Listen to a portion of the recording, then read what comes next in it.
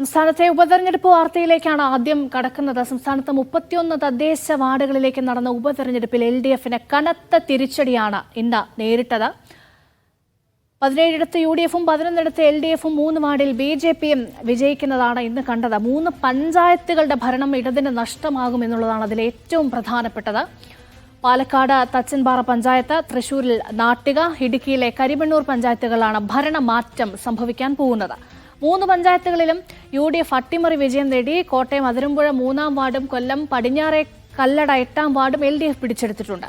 കണ്ണൂർ കണിച്ചാൽ മാടായി പഞ്ചായത്തുകൾ LDF നിലനിർത്തിയിട്ടുണ്ട്.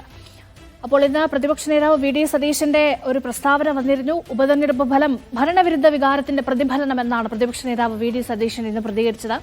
2025 തദ്ദേശ തെരഞ്ഞെടുപ്പിലേക്ക് ഈ വിജയം UDFന് വലിയ ഊർജം പകരുമെന്നുള്ള പ്രതികരണമാണ് അദ്ദേഹത്തിന് ഇന്ന് നൽകാൻ കഴിഞ്ഞത്. അഴിമതിയും സ്വജനപക്ഷപാതവും ജനവിരുദ്ധതയും നിറഞ്ഞ സർക്കാരിനെ ജനം തൂത്തെറിയുമെന്നും സതീശൻ ഇന്ന് പ്രസ്താവനയിൽ പറയുകയുണ്ടായി. അപ്പോൾ ഭരണവിരുദ്ധ വികാരമുണ്ടോ? തദ്ദേശ തെരഞ്ഞെടുപ്പ് ഫലം സൂചിപ്പിക്കുന്നത് എന്താണ്? അത് നൽകുന്ന ഒരു ദിശാമാറ്റമാണോ? വരാനിരിക്കുന്ന തെരഞ്ഞെടുപ്പുകളിൽ അത് എന്തൊക്കെ പാഠങ്ങളാണ് LDFനും UDFനും നൽകുന്നത് എന്നുള്ള വിവരമാണ് നമ്മൾ ആദ്യം പരിശോധിക്കുന്നത്. സെയ്ഫ് സലാദ്ദീൻ തയ്യാറാക്കിയ റിപ്പോർട്ടിലേക്ക്. സംസ്ഥാനത്തെ 31 തദ്ദേശ വാർഡുകളിലേക്കുള്ള ഉപതെരഞ്ഞെടുപ്പ് ഫലമാണ് ഇന്ന് പുറത്തു വന്നിട്ടുള്ളത്. ഉപതെരഞ്ഞെടുപ്പ് ഫലം പുറത്തു വരുമ്പോൾ UDFന് വലിയ മേൽക്കൈ, വലിയ നേട്ടമുണ്ടാക്കി എന്ന് ഒറ്റ നോട്ടത്തിൽ തന്നെ നമുക്ക് കാണാൻ കഴിയും. കാരണം 3 തദ്ദേശ സ്ഥാപനങ്ങളുടെ ഭരണം UDF പിടിച്ചെടുത്തു എന്നുള്ളതാണ് ഏറ്റവും പ്രധാനപ്പെട്ട കാര്യം. തൃശ്ശൂർ നാട്ടികയിൽ ഭരണം പിടിച്ചെടുക്കുന്നുണ്ട്, ഇടുക്കിയിൽ ഒരു തദ്ദേശ സ്ഥാപനത്തിൻ്റെ ഭരണം പിടിച്ചെടുക്കുന്നുണ്ട്, അതുപോലെ തന്നെ പാലക്കാട് ഒരു തദ്ദേശ സ്ഥാപനത്തിൻ്റെ ഭരണം UDF പിടിച്ചെടുക്കുന്നുണ്ട്. LDFിൽ നിന്നാണ് ഈ 3 തദ്ദേശ സ്ഥാപനങ്ങളിലേക്കുമുള്ള ഭരണം UDF പിടിച്ചെടുത്തത് എന്നുള്ളത് അവരെ സംബന്ധിച്ച് വലിയ നേട്ടമുണ്ടാക്കുന്ന കാര്യമാണ് എന്ന കാര്യത്തിൽ ഒരു തരത്തിലുള്ള സംശയവും ഇല്ല. ഉപതെരഞ്ഞെടുപ്പുകൾ, നിയമസഭയിലേക്കുള്ള 2 ഉപതെരഞ്ഞെടുപ്പ്, ഒരു ലോക്സഭാ ഉപതെരഞ്ഞെടുപ്പ് നടക്കുന്നുണ്ട്. 2 സിറ്റിംഗ് സീറ്റുകൾ UDFനുണ്ടായിരുന്നു. ഒന്ന് വയനാട് ലോക്സഭാ മണ്ഡലത്തിലെ ഉപതെരഞ്ഞെടുപ്പിൽ പ്രിയങ്ക ഗാന്ധി ലക്ഷക്കണക്കിന് വോട്ടിൻ്റെ ഭൂരിപക്ഷത്തിൽ ജയിക്കുന്നു. പാലക്കാട് ഉപതെരഞ്ഞെടുപ്പിൽ ഷാഫി പറമ്പലിന് പകരം മത്സരിച്ച രാഹുൽ മാങ്കൂട്ടത്തിൽ ജയിക്കുന്നുണ്ട്. ചേലക്കരയിലെ ഉപതെരഞ്ഞെടുപ്പിൽ കെ രാധാകൃഷ്ണൻ പകരം മത്സരിച്ച UR പ്രദീപ് അവിടെ വിജയിച്ച് കയറുന്നുണ്ട്. അവിടെ ആ സിറ്റിംഗ് സീറ്റിൽ വിജയിച്ച് കയറിയത് കൊണ്ട് തന്നെ അങ്ങനെ ഒരു ആൻറ്റി ഇൻകംബൻസി, അതായത് ഭരണവിരുദ്ധ വികാരം കേരളത്തിലുടനീളമില്ല എന്ന വിലയിരുത്തലിലേക്ക് CPM നേതൃത്വം എത്തിച്ചേരുന്നതിനിടയിലാണ്, അതിന് പിന്നാലെയാണ് ഇങ്ങനെ ഒരു തദ്ദേശ സ്ഥാപനങ്ങളുടെ തെരഞ്ഞെടുപ്പ് ഫലം പുറത്തു വരുന്നത്. അങ്ങനെ 3 തദ്ദേശ സ്ഥാപനങ്ങളുടെ ഭരണം ഇടതുമുന്നണിക്ക് നഷ്ടമാവുകയും ചെയ്തു. ഈ നിയമസഭാ തെരഞ്ഞെടുപ്പിൻ്റെ, ലോക്സഭാ തെരഞ്ഞെടുപ്പിൻ്റെ ചരിത്രം മാറ്റി നിർത്തി തദ്ദേശ സ്ഥാപനങ്ങളുടെ തെരഞ്ഞെടുപ്പിൻ്റെ ഫലം വിലയിരുത്തുകയാണെന്നുണ്ടെങ്കിൽ ഇടതുമുന്നണിക്ക് വലിയ മേൽക്കൈ ഉണ്ടാക്കുന്ന തെരഞ്ഞെടുപ്പുകളാണ് സാധാരണഗതിയിൽ തദ്ദേശ സ്ഥാപനങ്ങളുടെ തെരഞ്ഞെടുപ്പ്.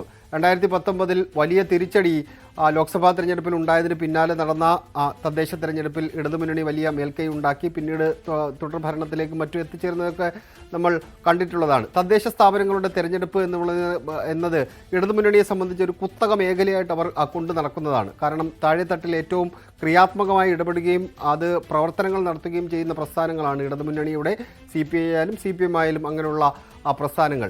അങ്ങനെ ഒരു ഉപതെരഞ്ഞെടുപ്പ് വരുമ്പോൾ, തദ്ദേശ സ്ഥാപനങ്ങളുടെ ഉപതെരഞ്ഞെടുപ്പ് വരുമ്പോൾ അവിടെ തിരിച്ചടി ഉണ്ടാവുകയാണെന്നുണ്ടെങ്കിൽ CPMന് അല്ലെങ്കിൽ ഇടതുമുന്നണിക്ക് അവിടെ വോട്ട് ചോർച്ച ഉണ്ടാകുന്നു എന്ന് കണക്കാക്കുക കൂടി വേണം. അതുകൊണ്ടാണ് പ്രതിപക്ഷ നേതാവ് VD സതീശൻ അടക്കമുള്ളവർ സംസ്ഥാനത്ത് ഭരണവിരുദ്ധ വികാരമുണ്ട്, അതാണ് തദ്ദേശ തെരഞ്ഞെടുപ്പ് ഫലം എന്ന് അദ്ദേഹം സൂചിപ്പിക്കുന്നത്.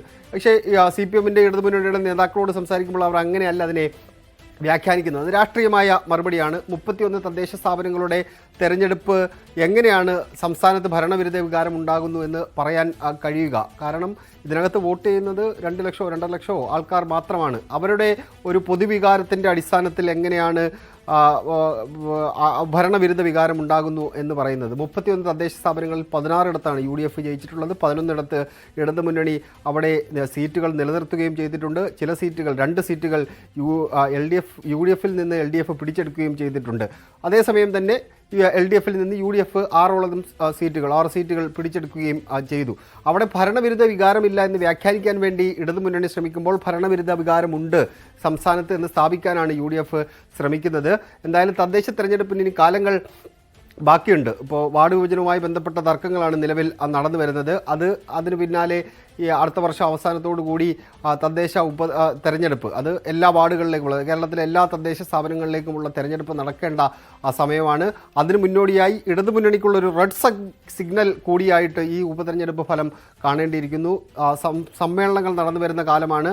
കൊല്ലത്തെ ജില്ലാ സമ്മേളനം നടന്നു വരുന്നു. അതിനൊപ്പം തന്നെ പല ഏരിയ സമ്മേളനങ്ങളും പൂർത്തീകരിച്ച് വരുന്ന സമയമാണ്. ഈ തദ്ദേശ ഉപതെരഞ്ഞെടുപ്പ് ഫലം CPM-നെ സംബന്ധിച്ച് നിർണായകമായിട്ട് തന്നെ അവർ വിലയിരുത്തുകയും ചെയ്യുന്നുണ്ട്. പുറത്ത് എന്തെങ്കിലും പറയുന്നുണ്ടെങ്കിൽ പോലും ഉള്ളിൽ അതല്ല വികാരം. അങ്ങനെ എന്തെങ്കിലും പ്രശ്നങ്ങൾ താഴേക്കിടയിലുണ്ട് എന്നുണ്ടെങ്കിൽ അത് പരിഹരിക്കാൻ വേണ്ടിയുള്ള ഒരു റെഡ് സിഗ്നലായിട്ട് തന്നെ CPM നേതൃത്വം അതിനെ കാണുന്നുണ്ട്. അതേസമയം തന്നെ UDF തങ്ങൾക്ക് കിട്ടിയ ആ മുന്നേറ്റം അത് അടുത്ത തദ്ദേശ തെരഞ്ഞെടുപ്പിൽ നിലനിർത്താനായാൽ ഇനി നടക്കാൻ പോകുന്ന നിയമസഭാ തെരഞ്ഞെടുപ്പിൽ അത് വലിയ രീതിയിൽ ഗുണം ചെയ്യും എന്ന വിലയിരുത്തൽ UDF-ൻ്റെ നേതൃത്വത്തിനുമുണ്ട്. വരും ദിവസങ്ങളിൽ ആ രാഷ്ട്രീയം വലിയ ചർച്ചകളിലേക്ക് വഴിവെക്കും എന്ന കാര്യത്തിലും സംശയമില്ല.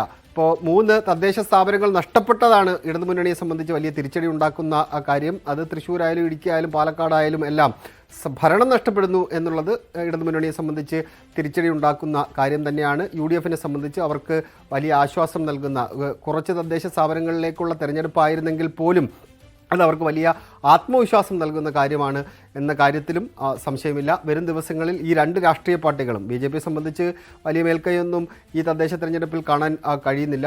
സിറ്റിംഗ് സീറ്റുകൾ നിലനിർത്തുന്നതിനപ്പുറത്തേക്ക് വലിയ മുന്നേറ്റമൊന്നും വോട്ടിൻ്റെ കാര്യത്തിലോ അല്ലാതെയോ അവർക്ക് നേടിയെടുക്കാൻ കഴിഞ്ഞിട്ടില്ല എന്നുള്ളതാണ് വസ്തുത. അതായത് തദ്ദേശ തെരഞ്ഞെടുപ്പിൽ മത്സരം നടക്കാൻ പോകുന്നത് LDF-ഉം UDF-ഉം തമ്മിലാണ് എന്നുള്ള സൈൻ അവിടെയുണ്ട്. ആ സൈൻ അവിടെ നിലനിൽക്കുമ്പോൾ തന്നെ അതിനകത്ത് ഭരണം എത്രത്തോളം നിലനിർത്താൻ കഴിയും, നിലവിലെ തദ്ദേശ സ്ഥാപനങ്ങൾ എത്രത്തോളം നിലനിർത്താനും പിടിച്ചെടുക്കാനും UDF-നും LDF-നും കഴിയും എന്നുള്ള ചോദ്യമാണ് പ്രധാനമായും നിലനിൽക്കുന്നത്.